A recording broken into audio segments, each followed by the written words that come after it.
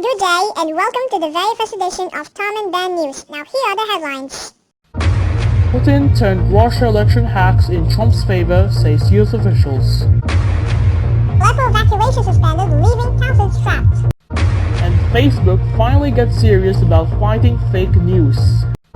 All and more in the first edition of Tom and Ben News.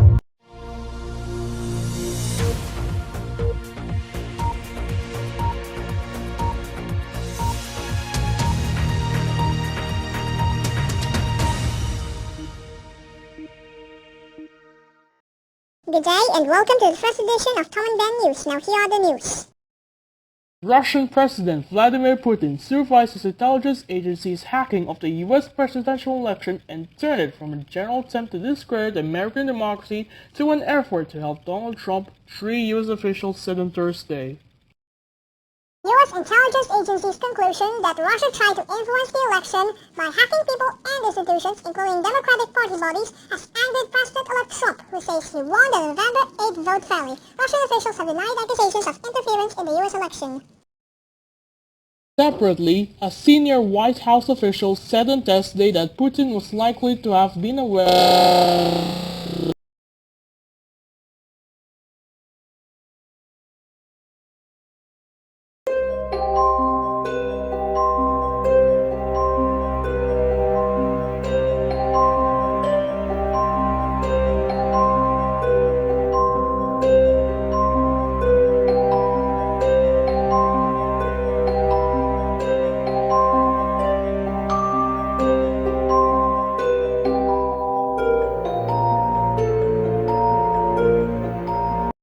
Separately, a senior White House official said on Thursday that Putin was likely to have been aware of the cyber attacks, but he fell short of accusing the Russian president.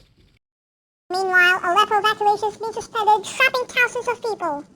The Syrian government suspended the evacuation of civilians and fighters from the last rebel-held parts of Aleppo on Friday, leaving thousands of people trapped and uncertain of their fate.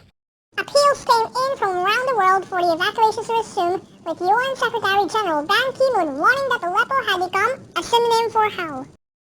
The United Nations urges the parties to take all necessary measures to allow safe resumption of this evacuation process, he said in New York.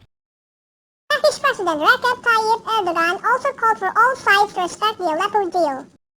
Rebel backer Ankara, which helped broker the accord with regime ally Moscow, said thousands of people were still waiting to leave.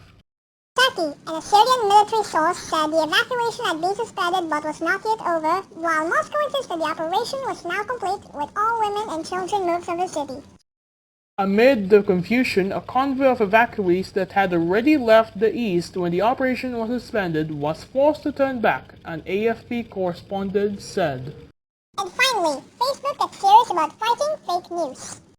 Facebook is taking new measures to curb the spread of fake news on its huge and influential social network. It will focus on the worst of the worst offenders and partner with outside fact-checkers and news organizations to sort honest news reports from made-up stories that play to people's passions and preconceived notions. Social network will make it easier for users to report fake news when they see it, which they'll be able to do in 2 steps, not 3. If enough people report a story as fake, Facebook will pass it to third-party fact-checking organizations. Organizations that are part of the non-profit Point Institute's International Fact-Checking Network. 5 fact-checking and news organizations are working with Facebook on this. ABC News, the Associated Press, FactCheck.org, PolitiFact, and Snopes. Facebook says this group is likely to expand. And now the weather with Ginger.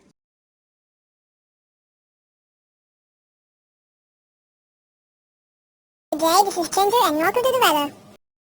Now here in Outfit7, it's a really white Christmas out there as the capital's also bearing the brunt of the snow. Yes, the capital, Outfit7, is really experiencing negative 2 degrees of snow. And meanwhile, the northern areas, it's very chilly down there with negative 3 degrees, can't believe it. And however, in the west region is pretty much cooling down with, yesterday was negative 1 degrees, now it's getting kind of hot there with, 5 degrees Celsius. And yes, in the other regions, it's pretty much getting a little foggy there, and yes, 0% visibility, and 80 degrees. And that's all for the weather for today. This is Ginger, signing off. Okay, and so thank you, Ginger, for the weather, and now there comes the end of our very first episode and edition of Tom and Ben News. So, this is Tom. And Ben, and good day. This is Tom and Ben News.